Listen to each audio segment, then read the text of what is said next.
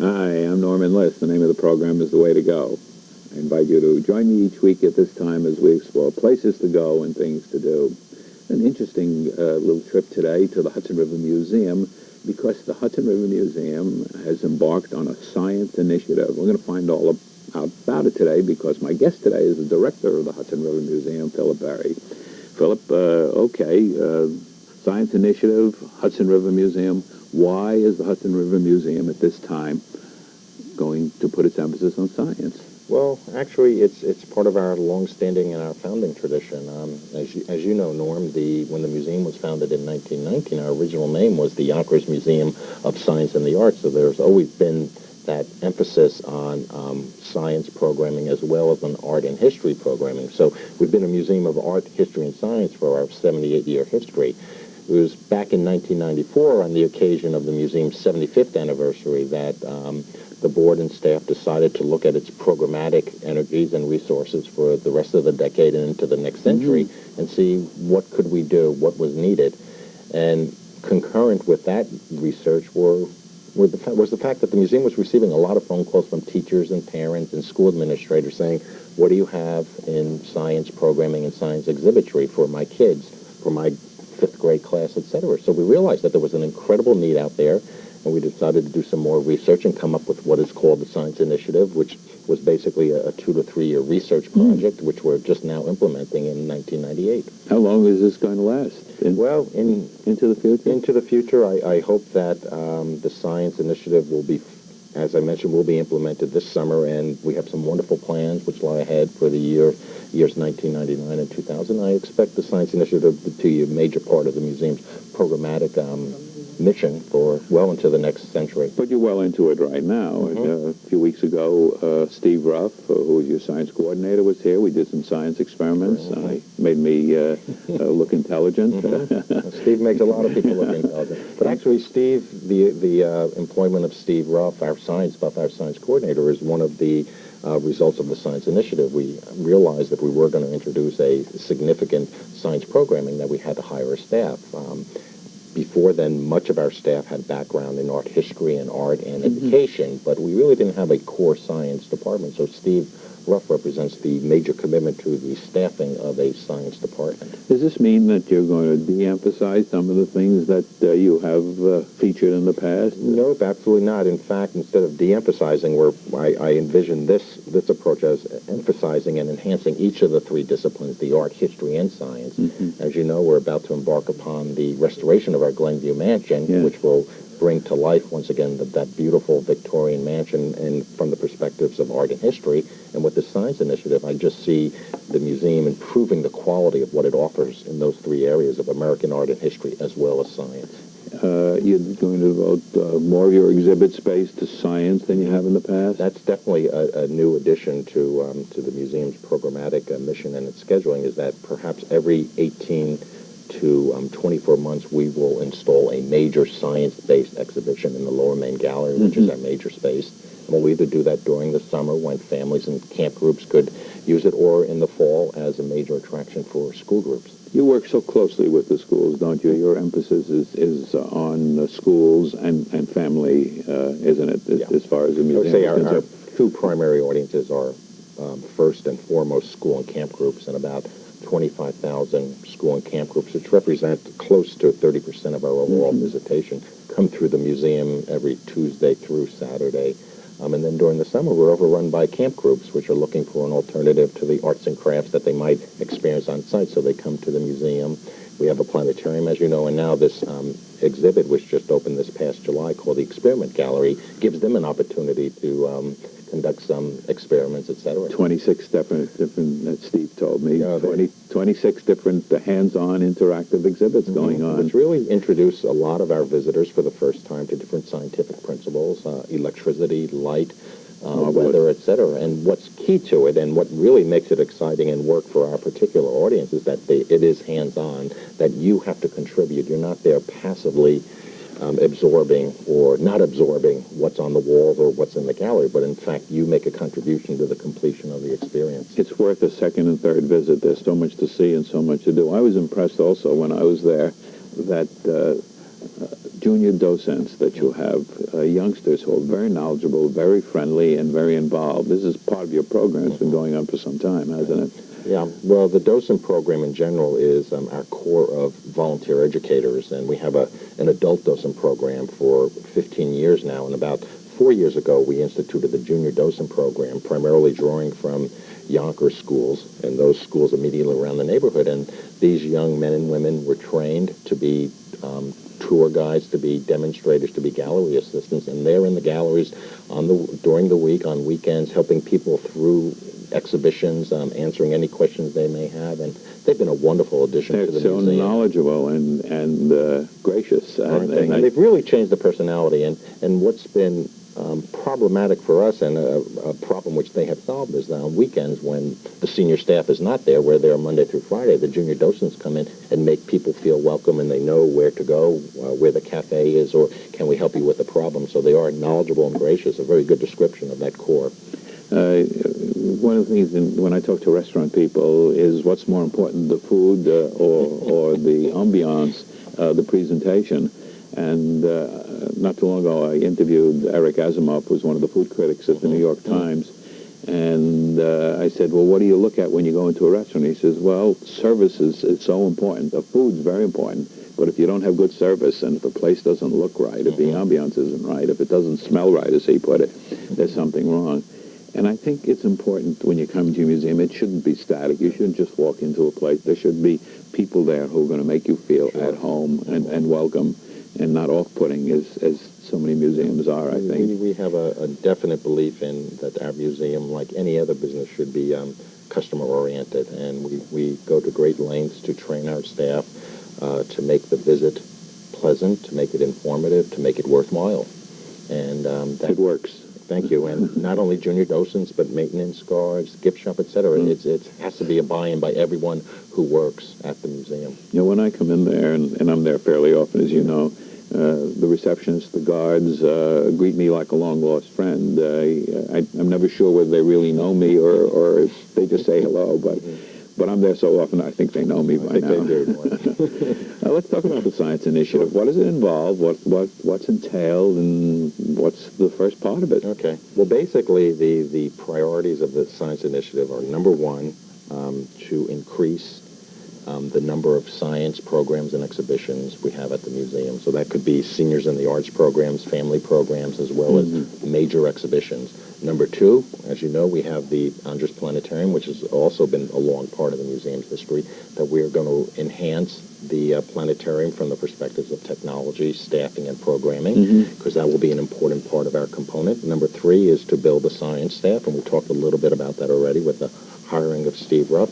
And number four is to engage the community through a science advisory committee, which in fact has been in existence for about 2 years, reaching out to school teachers, to science coordinators from the different school districts, reaching out to representatives from the technology corporations here in the county, also reaching out to the local universities and colleges to get the right people here to help us decide how do you shape a science initiative and what is appropriate for a museum sitting on the banks of the Hudson River in Westchester County. You mentioned the businesses. Fundraising is an important part of any, I suppose, any museum, but I know it's a big part of your job, too, to do that. How is the support? Recent news about the Hudson River, well, would you talk about it? It's certainly been in the papers. Overall, the fundraising has been very successful the last couple of years. It's a job that never ends, but we've been gratified by the support and response we've received from individuals, from municipal governments, the city of Yonkers, the county of Westchester, New York State, as well as individuals in the corporate community.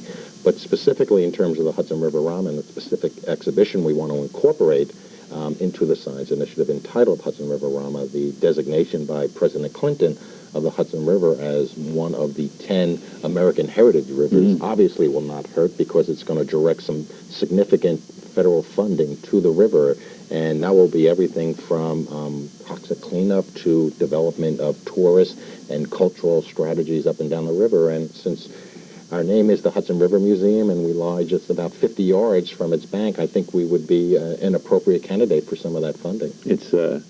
It's impossible at the museum to avoid the fact that you are on the bank of the Hudson River, because that wonderful view out of that window, and you look right out into the Hudson River and the Palisades. It's marvelous. And we've always embraced that wonderful asset, and traditionally we've looked at the museum as a source of artistic inspiration, but through the Science Initiative and the specific Hudson Riverama exhibit, we will now look at the river as a source of natural history and natural inspiration, and the classroom for environmental studies. Let's talk about Hudson Riverama. I would say this is probably the most ambitious and the largest jewel in the crown of our science initiative, because it is a $1 million program to introduce for the first time in the new wing at the museum a permanent installation. And basically it's an installation which will take young children starting at ages 5 and up to about ages 12 and 13 along a trip along the Hudson River, a trip either up or down the Hudson River, where you'll learn a little bit more about the natural and human history of the river. There'll be opportunities through hands-on stations to try different costumes on, to experience different experiences, and along the way to learn some crucial environmental lessons about the river and how we can protect this incredibly important and beautiful natural resource in our backyard. You've brought along some illustrations that we're going to be able to show in a moment, but first I do want to remind our viewers that we're talking today about the Science Initiative at the Hudson River Museum. My guest is the director of the Hudson River Museum, Philip Verre. Let's get to this beautiful illustration that you have of Riverama. What is it? Well, basically, the first illustration, that gives you the overall view of the river, and you could see that on one hand, on the left-hand side, we have the Torch of Lady Liberty, and we see the Twin Towers and the GW Bridge. On the right, we see a mountain scene, and basically that represents both the mouth and the source of the Hudson River. The river starts in the Adirondacks as a stream, and literally you could cross it in one stride, and it ends down in New York Harbor. So just think about that, over 351 miles of great river traversing very, very different territories and different environments. And the purpose of Hudson Riverama is to try to introduce our audience to about 6 or 7 different environments and teach them a little bit about the biodiversity, about the industry that's along the river, what worked for the river, what did not work, and hopefully by the time they end their journey, they'll come away acquainted with some facts, some interesting experiences, and also a greater appreciation of the river.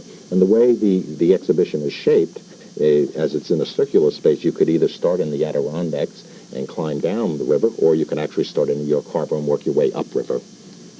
That circular gallery, the Trust Gallery, of all science, and it runs around the planetarium, doesn't it? Exactly. And one of the major construction additions or changes, I should say, to the Hudson Riverama will be we will knock out a big part of the wall there and open up a fantastic view of the river itself from the gallery, so that people will be able to what?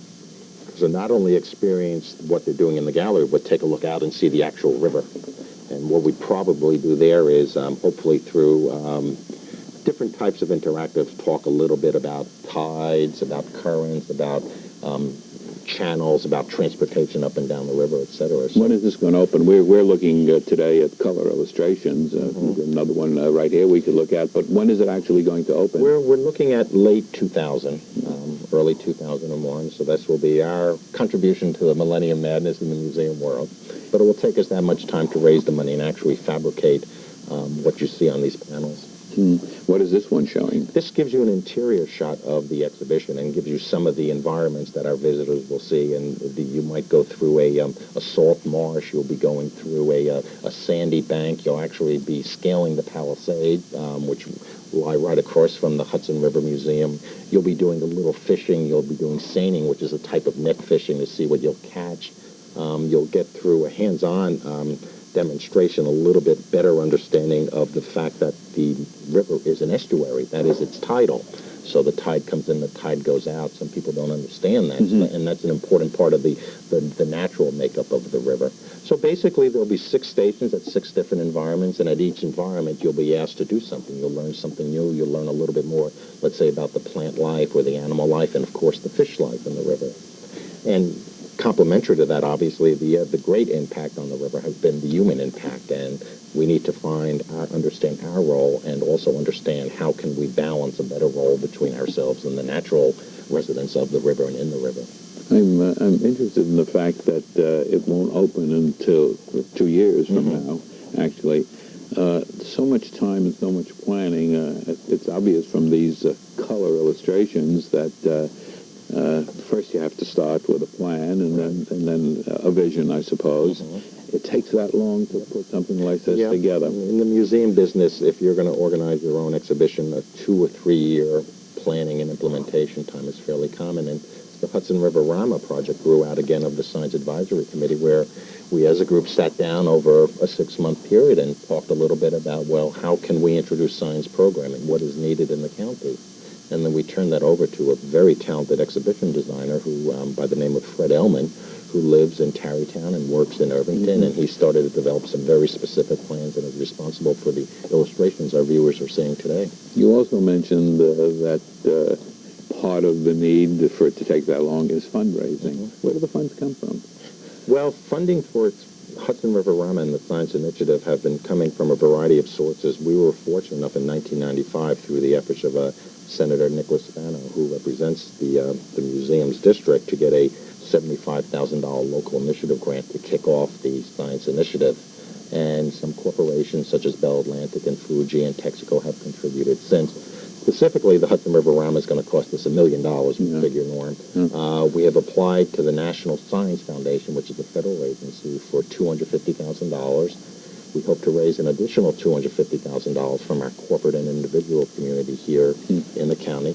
And we've also applied to Governor Pataki in New York State, again through the good leadership and efforts of Senator Spano, for $500,000 through the state's Enhancement Community Fund. This is a rather large pot of money, which is going toward physical enhancements of facilities in the sporting, arts, and cultural field. And we're hoping that we could interest the governor, that it's worthwhile to direct about $500,000 of that large pot of money to Yonkers and to the Hudson River Museum. The federal designation, the recent announcement by the president of the Hudson River, does that help too? I'm sure it helps definitely in terms of raising the visibility of the project and the museum. And as we discussed earlier, I'm hoping that there'll be some federal funds available for this project, or perhaps some projects down the road relating to the river. I don't think people realize they come to a museum and they see an exhibit and they enjoy it and they participate. They don't realize how much is involved behind the scenes, not only in the planning and the execution, but raising the money, because everything costs money. Absolutely. And if you don't raise the money, you don't have the exhibition. And yet you can plan having the confidence that the money will be forthcoming. On good days, you have that confidence. There have been occasions where we had to either cancel exhibitions or curtail them in terms of our ambition, because the funds have fallen short. But I think specifically with the Hudson River Rama, the project is such a great fit for the museum, and there's such a need in the county for science education that I'm hoping we'll be able to secure the full $1 million from the different sources I just mentioned. What other exhibits are going on? Of course, the mansion is well underway in terms of the restoration. And we hope we'll have an official reopening in October of 1999, which should be a very special occasion for all those who grew up with Glenview Mansion as the home of the museum. We're investing, again, a lot of time and money into making it, again, one of the major architectural jewels along the lower Hudson River Valley, so we could fit into that wonderful legacy of Lyndhurst and Sunnyside and Boscobel, etc. It is a beautiful home, even now, even during the work that's been going on there. I know I look forward to that skylight replacement, which I know is well underway. Right. Yep. It's all done on, in fact. It is finished. Yep. I'll have to come back and see Sitting in that. safekeeping. The last time I was there, I didn't go in there. It is all done. How about the exhibit rooms? You've got some good exhibit space there, too. Yep. In the mansion itself, we're actually going to be recreating two period rooms. So we'll be reintroducing the parlor and Mr. Trevor's billiard room. And then upstairs, we're creating a space which I'm very excited about. We're carving out an approximate 800 square foot gallery space, which will give us the opportunity not only to exhibit our permanent collection of 19th century art, but also to reach out to collectors and other museum collections and bring first-rate 19th century Hudson River School art to Yonkers in the museum. Because you haven't been able to do that. You've used the staircase in that area, but I know it's mostly office space up there. Right, so we sort of shifted some offices around and tightened up the square footage on that end to open up this gallery space. But we all felt it was worth it because in addition to having 6 period rooms in Glenview come 1999, we are going to have this gorgeous 19th century salon type of space. We want to be absolutely sure that we give the telephone number that people could call to get more information, to get on the mailing list, to receive your wonderful brochures that come out regularly. And so what is that telephone number? The telephone number of the museum is 914-963-4550. And we'll put that up in the closing credits so people can make a call and find. One thing that I like, every time I call there, people who answer the phones are part of that graciousness. Always get the feeling that you're welcome, which I can't say for every place that you call today. At least it's not a machine. That's true. Good to know that. Thank you. What else is involved with the science initiative?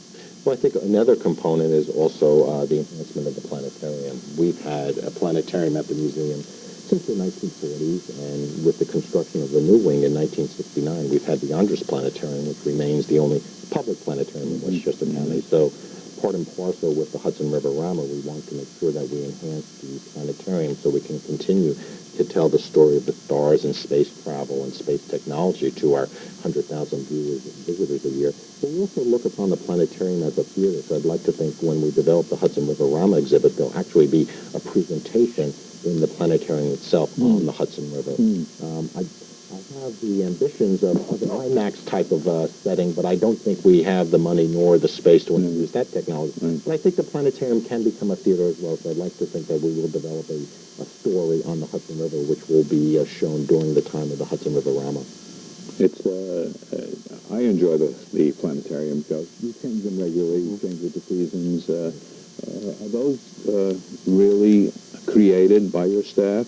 Combination. We like an exhibition in the galleries, we will either curate our own shows or produce our own planetarium shows, but there's also the opportunity to purchase shows from other planetariums around the country, and then what we do is take them to our site and customize them for our space, for our audience. So we might change the script a bit, we might introduce some different types of visuals, but there is a source through other planetariums for shows about astronomy and space travel. You have quite a collection, don't you, at the museum? Yep. We have a permanent collection of over 65,000 objects, and I would say our core collection is about 9,000 pieces, and primarily American decorative and fine art, paintings, drawings, furniture.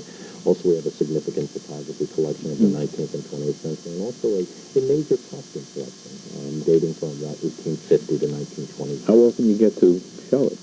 Not often enough. That's the problem. And any museum director will tell you that if you get to show about 5% of your permanent collection at any one time, you're doing pretty good. The rest of it is in storage. So again, we're hoping that this new gallery space, which will be created on the second floor of Glenview, will give us the opportunity to get a little bit more of the collection out. But you're absolutely right. It's a shame that our museum and other museums don't have the opportunity to show more of their treasures. You talk about the fact that you have to plan 2-3 years in advance. Does something come along that you say, gee, I wish I had a spot for that, and but it won't fit in until the year 2473? Well, we'd like to think we have some flexibility because, as you know, we have some smaller gallery spaces, and if the show's small enough, we feel that, yes, let's accommodate because it's a right fit. There have been occasions where we had to say, gosh, that's just right for the museum, but we don't have the open time slot. But that's the price one pays for good planning. back to science again. Some of the other things in here, I see some notes that say Big Journey and River People. Is that part of Riverama? Yeah, that's part of the Riverama. And a third component of the Hudson Riverama are personalities of the river. And that's a look at, that's actually going to be a changing component of the exhibition. And that's going to be a look at the different people who live along the river, who earn a living from the river, who have influenced river politics in recent history. And the first three personalities we will introduce in Hudson Riverama will include a Hudson River School painter. In fact, there is a school, a style from the 19th century named after that beautiful river. So they're actually going to profile one of those painters, Samuel Coleman, who painted in Yonkers and in Osling, and tell a little bit about how a painter in the 19th century painted landscapes, using specifically the Hudson River as his subject matter. We're also going to look at a Hudson River fisher person, not a fisherman or a fisherwoman, but a fisher person, and talk a little bit about how one can make a living and what are the wonderful varieties, over 250 species of fish in the river. And then also we're going to have a lab technician, and so we'll look at sort of water testing to see how clean the water is, to talk about the salt content. And all three of these components, these installations, revolving around these different personalities, will have an interactive component. So you as a visitor can participate and help test the water or understand how, and help the artist choose his palette. It's so interactive. Well, of course, today the word is interactive. We have this third illustration you brought along, and since you did bring it all the way here, what is this illustration? Well, that sort of describes the three individuals, the person, the river people I just mentioned, and this will take place in the Voda Gallery, which is a space adjoining the Trostor Hall of Science. And we'll introduce different personalities maybe every year or so. Right now we'll have the fisher person, the artist, and the lab technician. We'd like to also introduce a lumberjack, for example, because a lot of the lumbering... One thing you can't introduce is more time, and we've run out of time, so I'm going to have to curtail. There's so much to talk about, but then we've got 2 more years to talk about that. We do. So thanks very much for coming today and talking to us about the Science Initiative. Thank you. I appreciate it. My guest today is Verre, the director of the Hudson River Museum, and talking about the Science Initiative at the Hudson River Museum. Looking forward to it. I'm Norman Liss. The name of the program is The Way to Go. And until next week at this time, enjoy yourself.